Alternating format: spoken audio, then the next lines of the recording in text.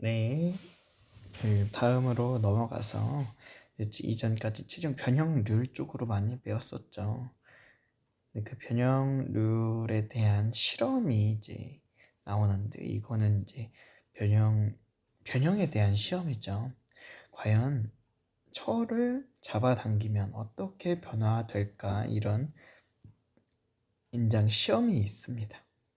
굉장히 오래전부터 중요하다고 여겨졌는데 일단 간단하게 살펴보면 지금 위에 있는 이런 아령 같은 거 하나 있죠. 아령 같은 거 얘를 양옆으로 잡아당깁니다. P라고 써져 있죠. 양쪽으로. 그래서 거기에서 이 두 개의 점이 있죠. 이 점을 찍어 놓은 것을 표점이라고 합니다. 표점에 대한 거리를 L이고 이 표점 중간에 지름을 D라고 놓았을 때 과연 이 L과 D가 어떻게 변하느냐 이것에 대한 그래프가 바로 이렇게 생깁니다. 여기서 주의해야 될 게 뭐냐면은 세로가 힘이라는 거예요. 힘. 그리고 가로가 변형률이에요. 힘을 줬다. 힘을 점점 준다로 생각해야 되지 힘을 준다 이렇게 생각을 하시면 안 됩니다. 다시 한번. 그러면 조금만 간단하게 해석을 하면은 힘을 점점 주는데 어디까지 올라가? 여기까지 올라갔어. 근데 힘이 떨어지네? 힘이 떨어진다기보다는 힘을 주지 않아도 알아서 이만큼의 힘을 주어졌을 때 변형이 된다. 변형이 더 커졌다라는 이야기가 됩니다. 어디까지 쭉쭉 변형되냐? 쭉 변형되다가 다시 힘을 줘야지 변형이 이루어진다 라고 생각을 하시면 됩니다. 그래서 여기에 기점으로 이쪽으로 가는 그래프, 밑으로 가는 그래프가 있는데 요거 자세한 설명은 조금 이따가 바로 해보도록 할게요.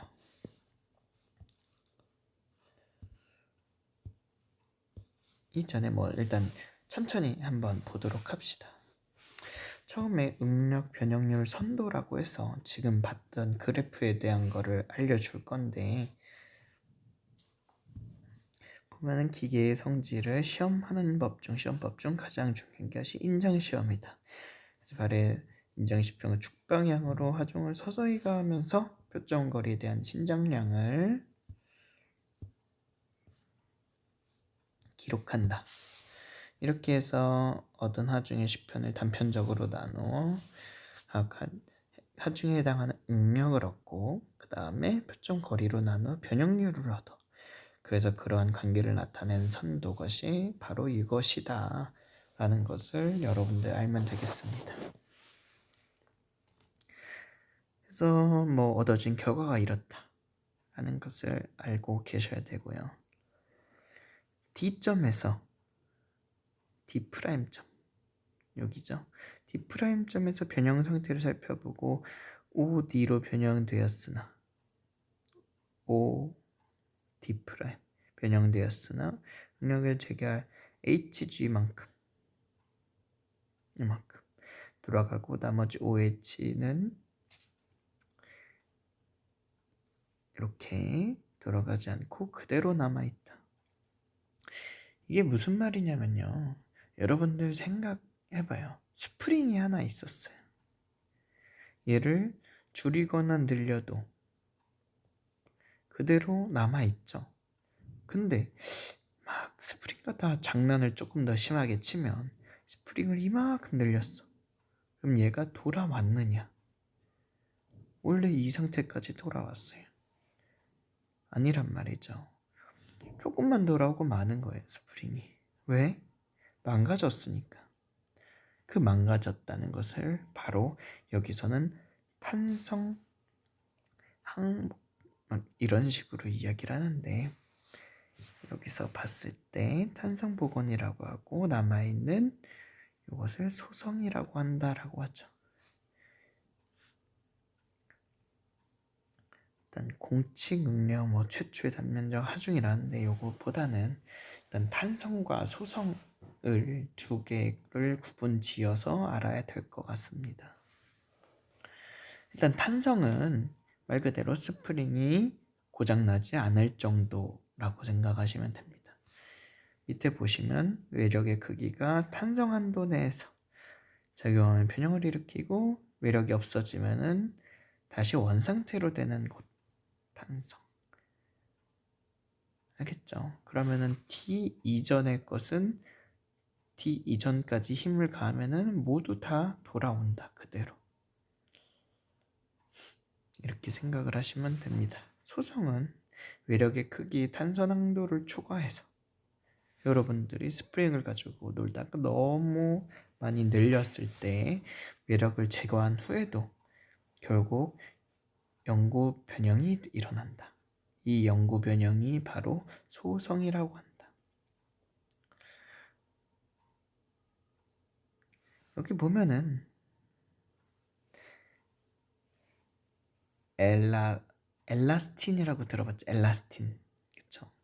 그런 느낌, 그런 게 이제 엘라스틱시티라고 이야기를 하는데 여기서 요 엘라스틱 이쪽이 바로 탄성이라고 생각을 하시면 됩니다. 반대로 펠라틱시티인데 얘는 소성, 말 그대로 소가 잃어버리는 건데 성질을 잃어버린다고 생각을 하시면 되겠습니다. 그래서 탄성과 소성이 일어나고요. 여기 요 응력 변형률 선도를 더 보자면은 그 다음에 막 비례한도, 탄성한도 이런 식으로 있는데 이거는 그냥 한 번씩 읽어보도록 하겠습니다. 비례한도 같은 경우가 응력과 변형률이 직선 비례한 곳. 처음에 이렇게 그 다음에 이렇게 이런 식으로 가는 거죠. 그래프가 있으면은 그러면 비례한도가 어디까지냐? 여기까지. 응력과 변형률이 직선 비례하는 곳. 탄성한도. 잔류력이 존재하지 않는 상한응력을 B점이다. 같은 점에서 인정한다. 어찌됐건 간에 여기까지. 이 정도까지가 탄성한도고요. 변형 경하. 모든 변형이 마침에 일단 미끄러진 저항이 증가하기 때문에 변형력도 증가해.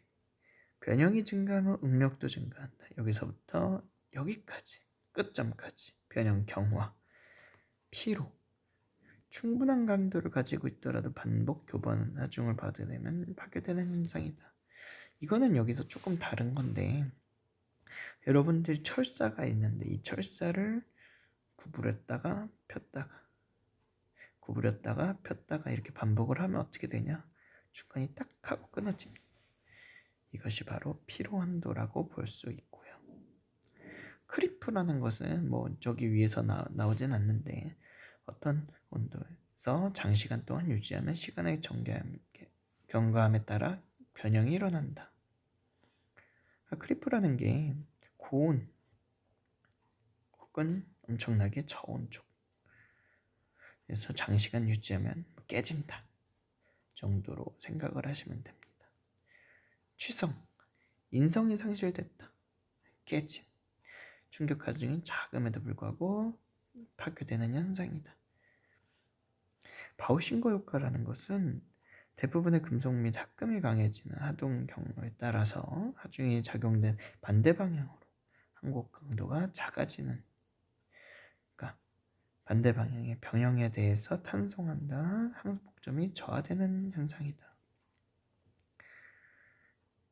이런 것이 이제 항복 강도가 작아지는 거죠. 항복 강도가. 왜 항복 강도가 작아질까? 반대 방향으로 하중 경로에 따라서 이렇게 하중이 작용된 반대 방향에